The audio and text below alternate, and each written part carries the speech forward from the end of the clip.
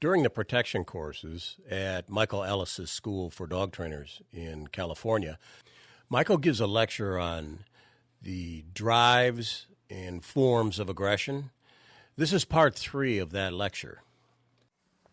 We talked about active and reactive dogs. I use this term interchangeably in obedience and protection. The active dog is the one who's made the connection between their behavior and what's happening in the world. In terms of protection dog, it's the dog that understands their behavior is having an effect on the decoy and is driving what's happening here. The reactive dog is the dog that waits to see a cue from the helper or from the environment to actually express their drive. They're not trying to do things to get something started. They wait until they're threatened, or they wait until somebody yells, or wait until the handler tells them, or whatever else it is, to actually go into the mode where they're working at it. So the active dog is a much easier dog to train. Again, they're supplying the energy, so we have to do less things, and they're less likely and they're more likely to trigger in situations that we want them to without specific signals from the helper. So defensive aggression is always a reactive form of aggression. The dog has to perceive threat and has to see something threatening to trigger in defensive aggression. That's why frequently it's not very functional for some of the disciplines that we want the dogs to go out and actively do something. So defense drive, for instance, has no place in a police dog going and finding some passive person in a dark building and biting him. Right? They need a trigger for that. They need to feel threatened, so they need somebody to threaten them personally.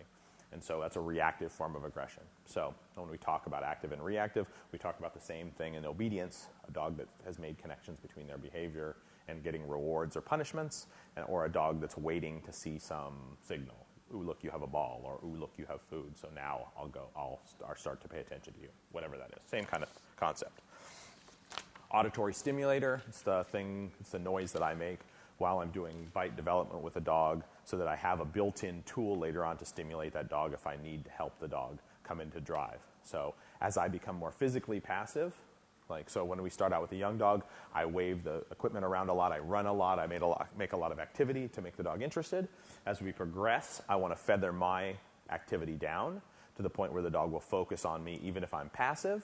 And then frequently, while I'm feathering off my activity level, it's nice to have some auditory way of stimulating the dog to bring them into drive. So I make my little noise, or we use a clatter stick.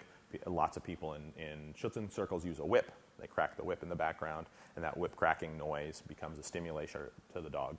I choose not to use a whip because the dogs frequently then stimulate on gunfire and other loud noises, which I'd prefer they didn't. Go into bite drive every time they hear, go into protection mode, I should say, every time they hear a gunshot or a firecracker or something like that. So I tend to use one that I can use comfortably in a variety of situations. We have avoidance behavior. We talked about all the classic signs of avoidance. The dog that's pretending you're not there, sniffing, ears back, obviously moving away, positioning the handler between the dog and something that's making them uncomfortable. A lot of the normal stuff that we would kind of see, backing away slightly, changes in demeanor, and that sort of thing. We talked about dominance and social rank a little bit, where I said that I think very few dogs out there are truly dominant dogs, the dog that really thinks they're in charge of the world. And the truly dominant dogs tend not to be aggressive dogs for the most part because they're so confident. They will occasionally express aggression very strongly if you're trying to force them to do something they don't think they need to do and don't want to do. But usually those dogs are not aggressive unless you're trying to force them to do something. They don't feel threatened by normal everyday situations because they're so self-confident frequently. Many dogs have aspects of dominant aggression, but these are the dogs that I call, again, socially upwardly mobile. They're opportunistically dominant, meaning they'll try something and see if they get away with it, and if it works, then they'll do it more, and they'll attempt to take control of the situation. So, like Debbie's dog, and she said the dog would, when the dog was young, the dog would growl at her or try to bite her when she tried to get it off the couch or whatever. But the dog is not dominant. The dog is very easy to convince that that's a bad idea. So you correct the dog a little bit, and she's like, "Oh, I'm sorry. Oh, yikes!" Right? So she's very easily dissuaded from that stance. But she's not. She's willing to try. So she's socially upwardly mobile-minded enough to give it a shot and see if it's going to work for her, right? And in some, that's why people like pet dog people frequently create social rank problems with their dogs because the first time their dog growls at them, they go, "Oh my God, my dog growled at me," right? And next thing you know, the dog's like, "Ha ha, I got you right where I want you. If I don't want to do something, just growl or just bite you or whatever." And they create these things. But those dogs, in my opinion, were not dominant dogs, because if somebody had even done a modicum of correcting them for that initial behavior, they would have stopped immediately. Like, "Oh, I'm sorry, I was just checking. Did you really mean I had to get off the couch," right? So, and a lot of behavior, and the reason I don't like all the dominance talk is that it's way overused. People use it to explain everything around dogs, you know, and to the point where it becomes a detriment. And a lot of bad stuff has been done to dogs who are not truly dominant because people were perceiving dominant signals, right? "Ooh, look, a dog put his paw on your leg.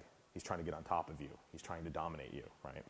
All that kind of stuff happens constantly. Anything the dog does. And then people are alpha rolling their dogs and pinning them down and all kinds of crazy stuff like that, right?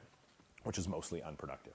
A dog that is truly dominant, would that be then an undesirable characteristic for Yes. a working dog? Yeah, because you won't be able to train them. I want to do that. You won't be able to train them because they're not going to give up the fight. They're not going to finally say you're in charge. Now, sometimes we can manipulate them, and I know some of those dogs that have gone on to compete, but they very rarely win and do well, because what happens is if I can manipulate the hierarchy of the things that they want, then I can control behavior. They're doing things to get to something that they want, and as long as they think that, they're great. But as soon as you run up against something that they don't want to do, and they've decided that they don't feel like doing it, no amount of pressure from you is going to make them do it, because the truly dominant dog never really gives up in his head. Like, so even if you beat him senseless and electrocute him afterwards, he's still going to think, "I'm still in charge," that you won the battle, but you haven't won the war. And he's going to come back for you again, right? So those dogs are just too hard to train at some point when they resist, right? So the really dominant dog is a dog that you go, you know, cool, just hang out. Maybe you breed him, right? You say, like, great, because you're not, again, like we talked about breeding a little bit anecdotally over the course of the week, and how you kind of breed over what you want, knowing you're not going to get a whole bunch of dogs like that. So that assertiveness that comes with that and that confidence can frequently be a great thing. But a really, truly dominant dog is a pain in the neck to train. Right? They're great as long as you're not trying to force them to do something. And if they're getting what they want, great. If they're not, then they can be very intractable, and it's hard then to put them into avoidance. Absolutely. So I want a dog that thinks that he can beat the decoy, but I don't want a dog that thinks he can beat me too and everybody else on the planet. Right? I want the dog that thinks he can beat his adversary out there in protection work. I want him to be subordinate to me, ideally. He'd be willing to take a subordinate role to me, and willing to thinks that he or she can dominate the decoy or the bad guy or whoever else in the world, right? So I would a dog that thinks they're dominant over everybody but me as the handler can frequently be a great and very functional dog in terms of protection circles, right? But a dog that really thinks they're the number one creature on the planet, that's rough. That's sort of undesirable for training.